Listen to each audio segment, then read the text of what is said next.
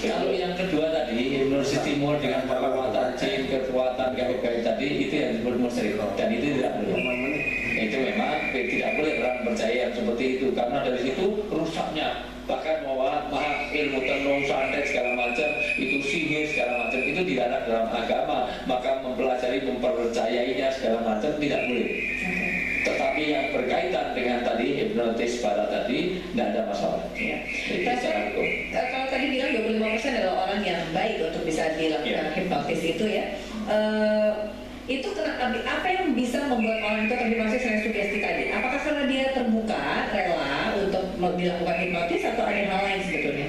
Yang paling pertama poinnya itu adalah sugestinya bagus. Jadi kalau orang sugestinya bagus, maka berhasil untuk hipnotisnya itu lebih besar dan rela. Orang itu harus rela untuk hipnotis. Kalau dia udah, saya tanya, mau saya hipnotis? Ah enggak, saya takut. Itu pasti nggak akan berhasil. Itu dijamin susah. Proses untuk akhirnya orang itu menuju ke tingkat alam bawah sadar atau dia terhipnotisnya itu gimana sih? Tahapannya kayak apa sih? Jadi tahapannya seperti ini. Kita di saat sadar seperti ini kita disebutnya namanya alfa.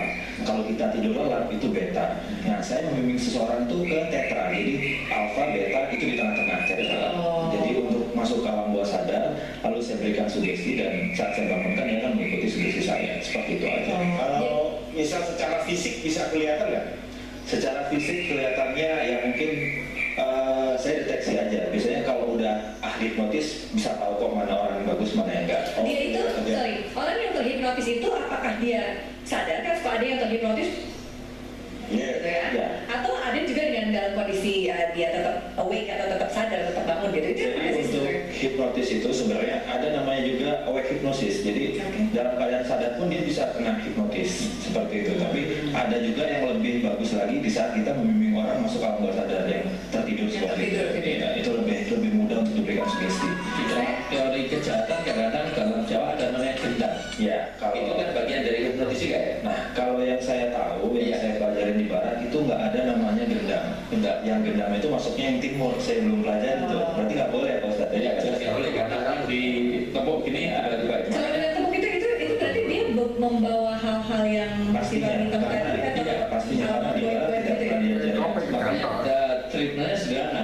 Jadi teman-teman pemirsa di rumah, kalau orang itu supaya tidak kena gendam sederhana, lawan. Maksudnya pukul sayapnya. Kalau Anda dipukul, ganti mukul, insya Allah nggak kena.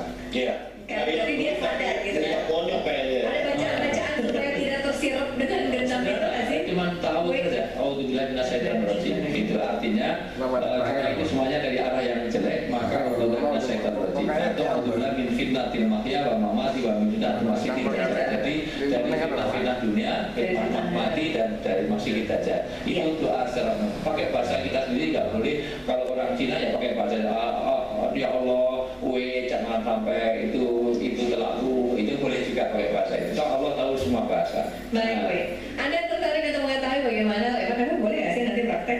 Boleh.